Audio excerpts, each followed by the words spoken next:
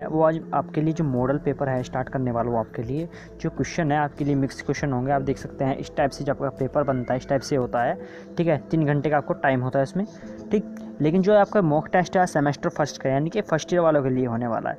जो आगे की क्लास होगी उसमें मैं सेकंड ईयर वालों के लिए लाऊंगा, ठीक है। तो सबसे पहले मैं फर्स्ट ईयर वालों के लिए कंप्लीट कर रहा हूँ। तो इलेक्ट्रिशियन थ्योरी का जो आपको प्रैक्टिस सेट लाया हूँ पेपर फर्स्ट, ठीक है।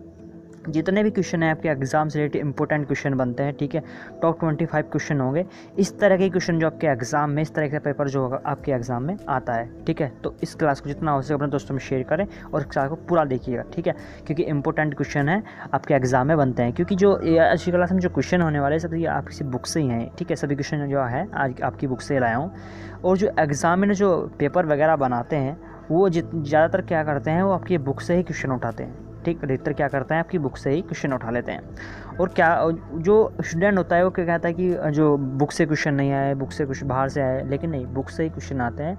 जो आपकी जो लैंग्वेज है थोड़ी चेंज कर देता है, ऑप्शन में थोड़ा सा हेर फेर कर देता है बस एग्जामिनर, बाकी कुछ नहीं करता, ठीक है। जो क्वेश्चन है वो आपकी बुक से उठाता है। अगर आप चाहे तो उन क्वेश्चन को अपनी बुक में भी देख सकते हैं, ठीक है।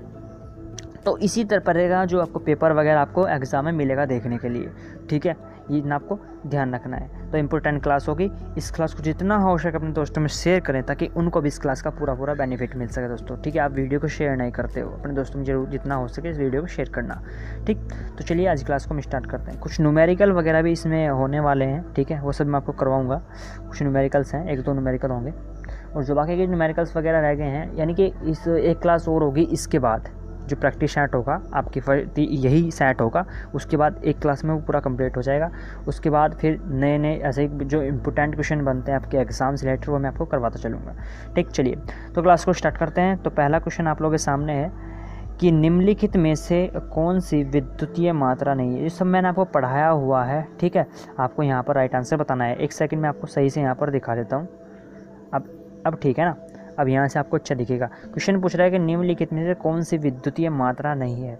ऑप्शन ए आपका वोल्टेज, बी है करंट, सी है दूरी या फिर डी पावर। 4 ऑप्शन आपके सामने, आपको राइट आंसर बताना है।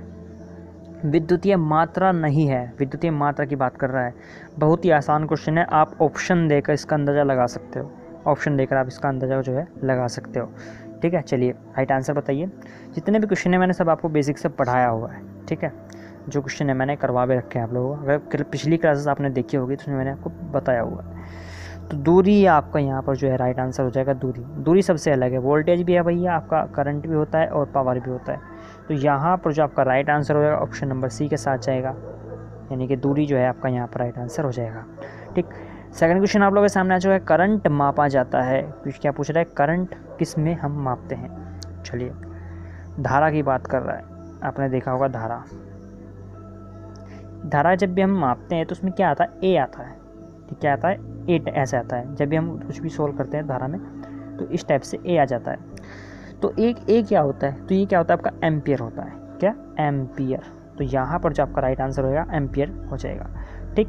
चलिए अब बढ़ते हैं आपके अगले क्वेश्चन की ओर। तो अगला क्वेश्चन आप लोगों के सामने आ चुका है कि स्थिर विद्युत का एक ऐसी शाखा है जिसमें, अब आपको ऑप्शन बताना है इसमें राइट आंसर क्या होगा। चलिए, चालकों के बीच के अंतर में ऊर्जा का प्रवाह का अध्ययन होता है, बचे हुए आवेश का अध्ययन होता है, या संचल आवेश का अध्ययन होता है, या आवेशित ऊर्जा का अध्ययन होता है। अब आपको राइट आंसर बताना है किसके साथ जाएगा। तो जो बचे हुए आवेश होते हैं उसमें इसका हम अध्ययन करते हैं स्थिर वैद्युतिक में, ठीक है। किसमें, स्थिर जो वैद्युतिक होते हैं क्या करते हैं इसमें हम, जो बचे हुए आवेश रहते हैं उनका हम अध्ययन होता है स्थिर वैद्युतिक में। इसी में पूछा विद्युत की धारा एक ऐसी शाखा है, ठीक है। तो यहाँ पर जो राइट आंसर है ऑप्शन नंबर बी के साथ जाएगा, ठीक है। ऑप्शन नंबर बी जो है आपका यहाँ पर राइट आंसर हो जाएगा। अब 4th नंबर क्वेश्चन आप लोगों के सामने आ चुका है कि इंडस्ट्रीज अर्धचालक पदार्थ में कितने इलेक्ट्रॉन का संयोजकता कक्ष होता है। ऑप्शन ए है 1, बी है 2, सी है 4 या फिर डी 6। चलिए आपको राइट आंसर बताना है किसके साथ जाएगा। तो 4 आपका जो संयोजक कक्ष होता है वो 4 होता है। कितने, ऑप्शन नंबर सी जो है आपका यहाँ पर 4 होगा, ठीक। चलिए अब आता है आपका अगला क्वेश्चन। अगला क्वेश्चन आप लोगों के सामने आ चुका है कि एक पीएन संयोज धारा का प्रवाहित करता है जब, आपको ऑप्शन दिए गए हैं, पी प्रकार के पदार्थ एन प्रकार के पदार्थ से अधिक होते हैं, ठीक, या अधिक धनात्मक होते हैं, n प्रकार के पदार्थ p प्रकार के पदार्थ से अधिक धनात्मक होते हैं, या फिर n प्रकार और p प्रकार दोनों पदार्थों का बराबर इसमें जो है विभव होता है, या फिर n प्रकार और p प्रकार दोनों पदार्थों पर कोई भी विभव नहीं होता। तो चलिए आपको राइट आंसर यहाँ पर बताना है। तो जो p प्रकार के पदार्थ होते हैं और जो n प्रकार के पदार्थों से क्या से होते हैं, अधिक धनात्मक होते हैं। क्या ऑप्शन नंबर जो है आपका यहाँ पर राइट आंसर ए हो जाएगा। राइट आंसर क्या हो जाएगा, ऑप्शन नंबर ए। ठीक है, चलिए अब अगला क्वेश्चन आप लोगों के सामने है कि प्रतिरोध मापा जाता है। मोस्ट इंपॉर्टेंट क्वेश्चन है, आसान क्वेश्चन है, बार बार रिपीट होता है, बार बार एग्जाम में। आपके ये नहीं कि ITI में जो कंपटीशन है एग्ज़ाम वगैरह भी होते हैं, इसमें भी इसका क्वेश्चन पूछ लिया जाता है, तो इसलिए इम्पोर्टेंट क्वेश्चन है। प्रतिरोध मापा जाता है और सबको पता है, लगभग सभी स्टूडेंट को पता होगा इसका राइट आंसर। चलिए जवाब दीजिए। तो क्या होता है, ओम। ओम, ठीक है, इसकी क्या होती है, ओम होती है, जिसका सिंबल इस टाइप से होता है। ठीक है, तो बी ऑप्शन जो है यहाँ पर आपका राइट आंसर हो जाएगा। चलिए समझ में आ गया इतना। चलिए अब बढ़ते हैं आपके अगले क्वेश्चन की ओर। तो अगला क्वेश्चन आप लोगों के सामने है, जब का प्रतिरोध, ये इसमें दे रखा है, जो प्रतिरोध और वोल्टेज जो धारा होते हैं इनका सूत्र क्या होता है। जैसे आप पता होगा जो न्यूमेरिकल वगैरह पूछे जाते थे, इस पर मैंने आपको कुछ न्यूमेरिकल वगैरह भी करवाए हैं इसी फॉर्मूले पर। इसमें जो V है वोल्टेज है, R जो है यहाँ पर प्रतिरोध है, और जो I है वो है आपकी धारा। ठीक है, तो आपको राइट आंसर बताना है किसके साथ जाएगा। ठीक है, चलिए राइट आंसर बताइए। 4 ऑप्शन आपके सामने है। तो एक बात को देखते हैं, वो क्या होता है, V बराबर IR भी होता है। अब यहाँ पर इसके कई सारे फॉर्मूले निकल जाते हैं एक ही सूत्र से। सबसे पहले तो हम निकालते हैं V बराबर IR। ठीक, अगर मुझे धारा का मान निकालना हो तो मैं क्या काम करूँगा, अगर मुझे I निकालना हो, ये I है, ये अगर मुझे ये निकालना हो तो मैं क्या काम करूँगा, जो R है इसको उसके बटे में ले जा लूँगा। तो क्या हो जाएगा मेरे पास, V/R बराबर I, ये हो चुका है।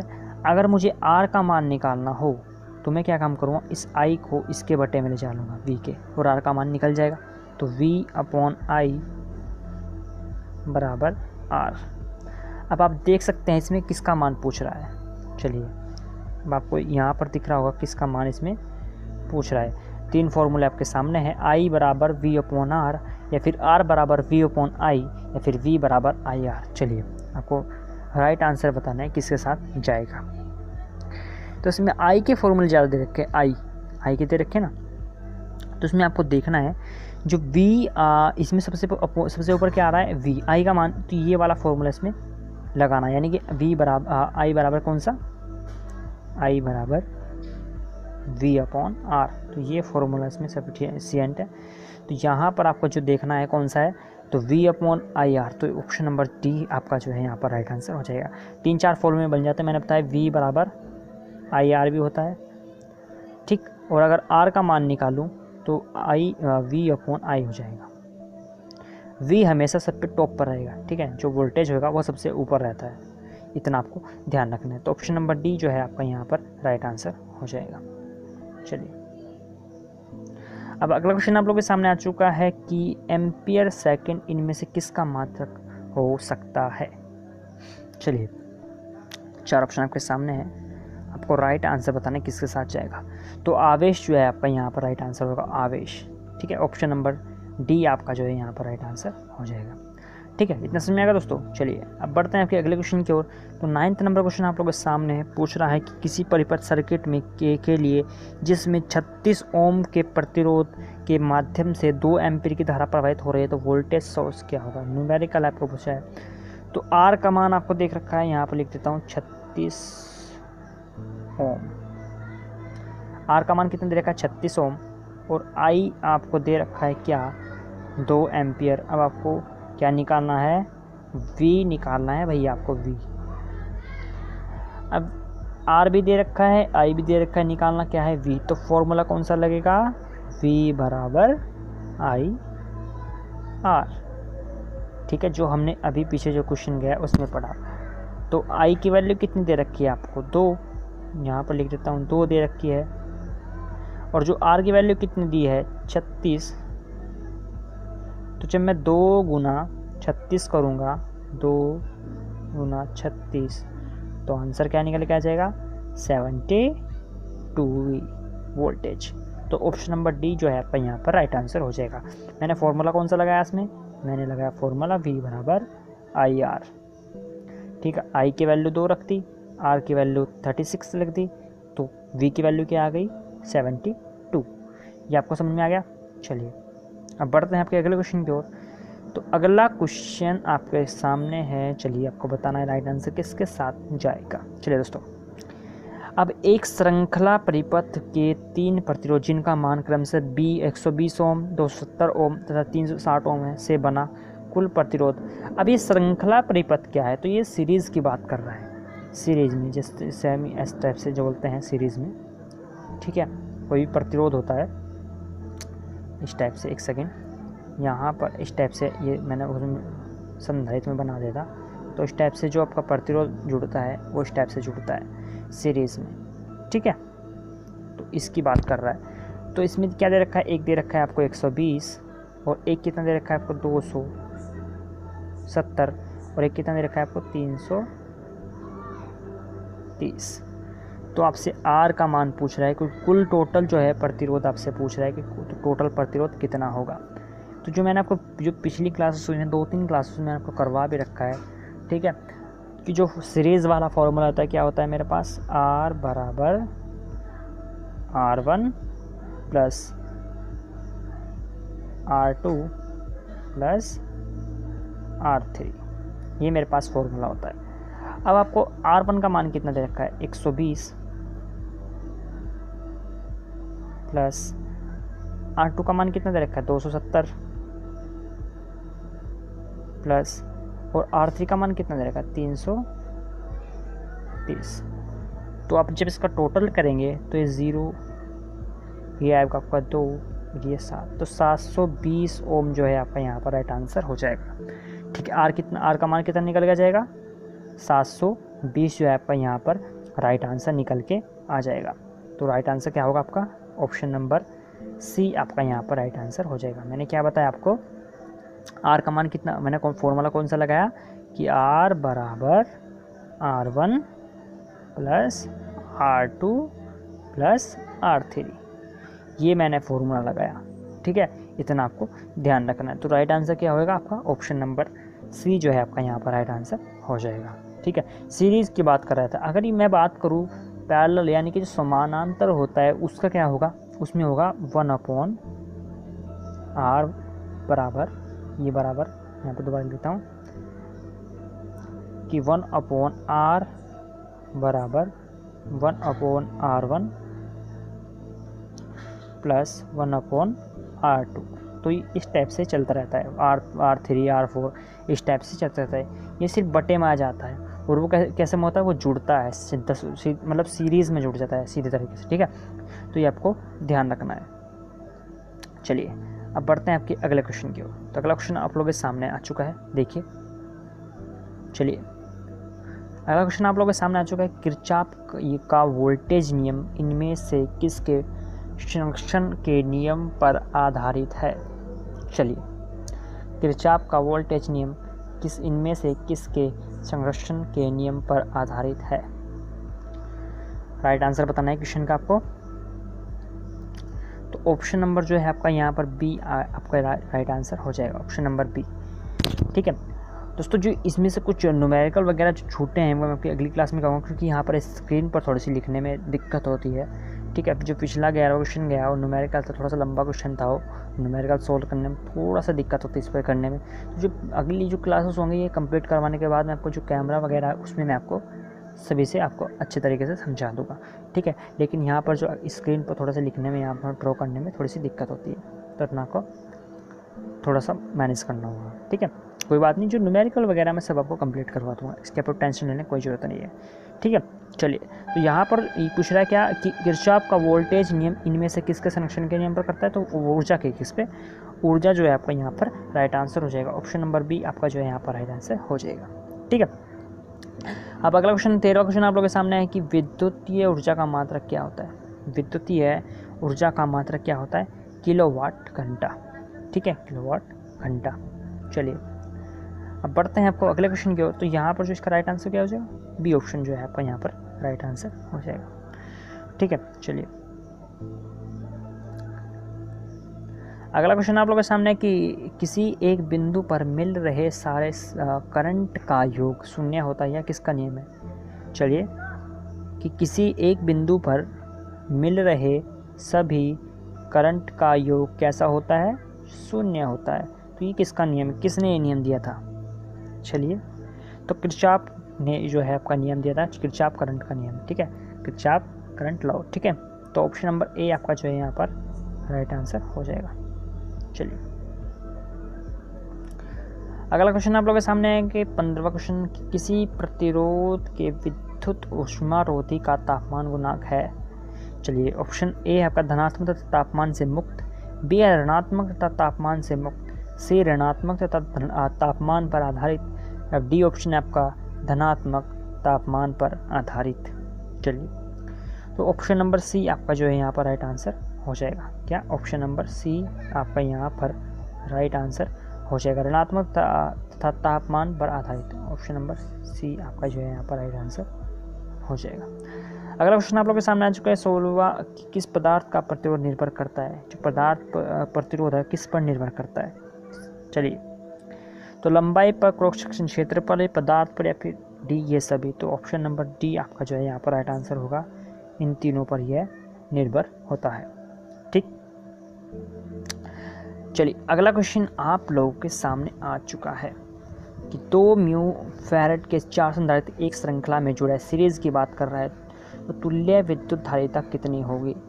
तो 2 ओम, 4 ओम, 6 ओम, फिर 8 ओम। तो 4 की बात कर रहा है, तो 8 जो है आपका यहाँ पर राइट आंसर हो जाएगा। ऑप्शन नंबर यहाँ पर जो आपका राइट आंसर होगा ए के साथ चला गया, 2, 4, 6 और 8। ठीक है, तो 8 यहाँ पर जो है आपका यहाँ पर राइट आंसर हो जाएगा। 4 की संधारित्र की बात कर रहा था ना, ठीक है, तो सीरीज में बात कर रहा है, तो यहाँ पर जो है आपका राइट आंसर हो जाएगा।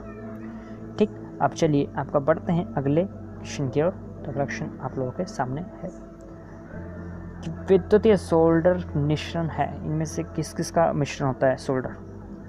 चलिए और कितने प्रतिशत होता है ये भी आपको बताना है। तो बी जो है आपका यहाँ पर राइट आंसर हो जाएगा 50% लेड, और जो 50% यहाँ पर जो है 50% लेड और 50% टिन। कहीं कहीं पर दिया जाता है आपको जो लेड की मात्रा होती है 40% दे देता है, और जो टिन की मात्रा होता है वो 60% भी दे देता है। तो ये भी माना जाता है ठीक है, तो ये आपको ध्यान रखना है, कहीं कहीं पर दिया जाता है। लेकिन वो उसमें क्या होता है, उसमें जो सोल्डर होता है, जो उसकी मतलब उसको कठोर बनाने के लिए उसमें लेड की मात्रा अधिक कम करनी पड़ती है। ठीक है, अगर आपको बराबर करना है तो लेड बराबर 50 और टिन भी आपको 50, लेकिन अगर उसको कठोरता बढ़ानी हो तो लेड की मात्रा आपको बढ़ानी होगी। ठीक है, अगर उसकी कठोरता घटानी हो सोल्डर की, तो उसकी जो लेड की मात्रा कम करती है, उसकी जो ऐसी सिचुएशन घटती और बढ़ती चली जाएगी। तो ये ऐसे सिचुएशन बनती रहती है, तो ये आपको ध्यान रखना है। लेकिन अगर इस टाइप से क्वेश्चन बने तो आपको 50% लेड रखना है और 50% ही टिन रखना है। ठीक है, तो यही आपका जो बुक में है वही कहा गया है कि इसमें जो लेड की मात्रा 50% रखनी है आपको, और जो टिन की मात्रा है वो भी 50% रखनी है, आधी आधी। ठीक है, तो ये आपका राइट आंसर हो जाएगा। लेकिन अगर क्वेश्चन बन जाए कि सोल्डर में अगर हमें जो उसकी कठोरता बढ़ानी हो, ठीक, तो फिर आपको ऑप्शन दिया जाए कि 50%, फिर आपको ये नहीं चुनना हो, फिर आपको चुनना होगा जिसमें लेड की मात्रा अधिक हो, ठीक, और टिन की मात्रा कम हो। क्योंकि जो लेड की मात्रा बढ़ाएंगे तो कठोरता बढ़ जाएगी, और लेड की मात्रा कम करेंगे तो कठोरता आपकी घट जाएगी। ये आपको राइट आंसर, ये आपको ध्यान रखना है। तो यहाँ पर जो आपका राइट आंसर होगा ऑप्शन नंबर बी के साथ जाएगा, 50% टिन, 50% लेड। चलिए अब 20वां क्वेश्चन आप लोगों के सामने आ चुका है कि एक 12 वोल्ट की बैटरी का खुला प्रतिरोध वोल्टेज होगा, किससे होगा, 12 वोल्टेज से कम होगा या जी अधिक होगा। चलिए राइट आंसर बताइए, 12 वोल्टेज से कम होगा या फिर अधिक होता, अधिक होगा, 12 वोल्टेज से अधिक होगा अपर। चलिए अगला क्वेश्चन आप लोगों के सामने कि जब किसी इलेक्ट्रोलाइट में विद्युत धारा प्रवाहित होती है और कुछ रासायनिक क्रियाएं होती है, तो इस विधि को क्या कहते हैं, इस विधि को क्या कहा जाता है। चलिए आपको राइट आंसर बताना है। तो विद्युतीय अपघटन इसको बोलते हैं, क्या बोलते हैं, विद्युतीय अपघटन। इलेक्ट्रोप्लेटिंग इनमें से किस पर होती है? इलेक्ट्रोप्लेटिंग इनमें से किस पर, कैथोड पर या एनोड पर या फिर दोनों पर? चलिए को राइट आंसर बताएं। इलेक्ट्रोप्लेटिंग जो करते हैं हम कैथोड पर होती है या फिर एनोड पर होती है या फिर इनमें से कोई नहीं होती? चलिए राइट आंसर बताइए। तो दोनों पर की जाती है, तो एनोड पर भी और कैथोड पर भी। ऑप्शन नंबर सी आपका जो है यहाँ पर राइट आंसर हो जाएगा। अगला क्वेश्चन आप लोगों के सामने आ चुका है कि बिजली घरों में किस भंडारण बैटरी का सामान्यतः प्रयोग किया जाता है? बिजली घरों में किस भंडारण बैटरी का सामान्यतः प्रयोग किया जाता है? ऑप्शन है आपका निकल कैडमियम बैटरी, बी है जिंक कार्बन बैटरी, सी है लेड अम्ल बैटरी, या फिर डी उपरोक्त में से कोई नहीं। 4 ऑप्शन आपके सामने, आपको राइट आंसर बताना है।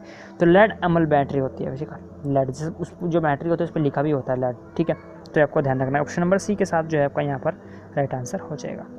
ठीक, अब जो लेड अम्ल बैटरी चल सकती है, कितने जो उसका डेट होती है, जो एक्सपायरी होती है, वो कितनी होती है, मतलब कितने टाइम तक चल सकती है, आपको बताना है।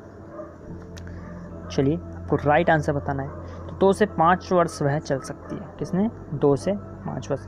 ये इसकी गारंटी वगैरह भी दी जाती है, 2 वर्ष, ठीक है, 2 वर्ष दी जाती है, जिसको 24 महीने अधिकतम बोलते हैं ना कि 24 मंथ की इसकी जो गारंटी होती है, ठीक है।